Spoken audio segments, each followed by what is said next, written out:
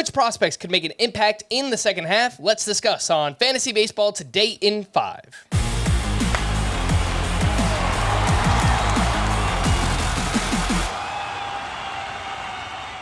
Welcome into FBT in 5 on Tuesday, July 11th. I am Frank Stanfield, joined by Chris the Welsh. And on recent podcasts, I know we talked about Grayson Rodriguez and Christian Encarnacion-Strand. Obviously, continue to stash those names, but we wanted to talk about a few other players that can make an impact in the second half.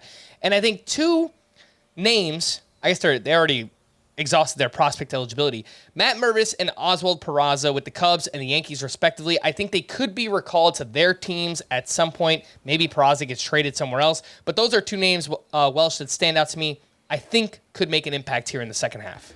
Yeah, Peraza's really interesting. Not in so much that he's been awesome in the minors, but probably more about how not great Josh Donaldson has been in the majors and where they could try to find a little bit of boost offensively. Batting average down a little bit for Peraza, but he's still stealing. He can hit some homers. There's also the possibility that maybe what he does this year is not for the Yankees. You know, if they want to make an impactful trade to help their roster, presumably in their rotation, as Luis Severino has really been disappointing, then it might come at the expense of a guy like Peraza that they also might feel is a little bit more expendable with having Anthony Volpe, and they've got a few other guys in the minors that are starting to get closer, kind of corner infielder, middle infielder like Trey Sweeney. So, you know, we could see either way. I don't know what offensively impact it will have, but if given the same amount of time, I would actually side on Matt Mervis, even though you can get the stolen bases with Peraza. Matt Mervis is in a weird place right now of it's not enough sample size, but like could he be a quad A player? Because he had crazy bad numbers in the majors, you know, over 32% strikeout rate. And when he went back to AAA, 18% strikeout rate. He's walking a bunch again. He instantly came back to being the player that he was that we got hyped about. So where do we meet in the middle? Is there a middle, or is it going to be extremes, kind of like we've seen from Joe Adell? I'm going to be hopeful that he's made some adjustments, and when he gets to the majors, there's a bigger impact, and I think they're going to want to see and get that opportunity out of him, maybe even more than Peraza would be. So that's why I would bank on Matt Mervis a little bit more, that the power picks back up, he doesn't strike out as much, gets on base, and could really be a number 4 or 5 hitter. Don't look now, but the Detroit Tigers are only 5.5 games out from the out of first place in the American League Central, and I think two prospects they could look to call up to help them make a push in the second half: Colt Keith and Justin Henry Malloy. I know Colt Keith recently called up to AAA. He played in, actually both of these names played in the Futures game as well. Welsh, do you think we could see both of these guys with the Detroit Tigers?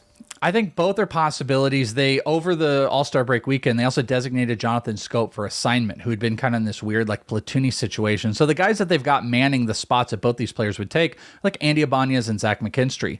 Not to say that they wouldn't want to run these guys out, and also not to say that the Tigers might not want to start clocks, but Justin Henry Malloy is a solid, I think could be a number 3 to anywhere from 2 to 5, similar to like Lourdes Gurriel type of hitter. Not crazy in the power department, could hit 20, he could hit 270 up to 300 and can play multiple positions. And Colt Keith is the cream of the crop here.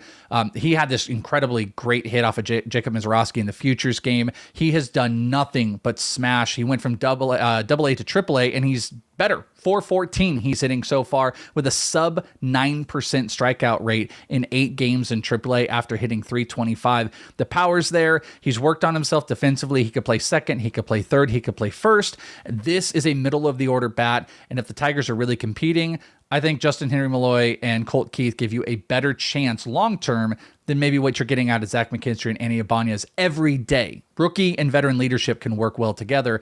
I would just like to see those guys. And I think Colt Keith is someone I would like to bank on. I would love it to be Colt McCoy, but that would be more on the football side. You know, if you just kind of put those two names together, Colt Malloy, that's pretty close to Colt McCoy. I do that every time I talk about Colt Keith. I say the Colt McCoy thing, and Niners, UT, quarterback. But yeah, both of those names don't help me in trying to get it right. Let's quickly wrap up with a team that is not competing this year, but they could look to a youth movement with Tyler Soderstrom and Zach Geloff. Well, do you think we could see those guys in the second half? Yeah, the biggest question in this is like, do the A's want to like do anything to benefit the team at any point? And I don't know that they do. And what that would mean is not starting service times. More specifically, Tyler Soderstrom. I think that's an impact bat. He's already hit 20 homers. He's put up like 118 EVs in the PCL this year, very early on against like Brandon Pfaadt.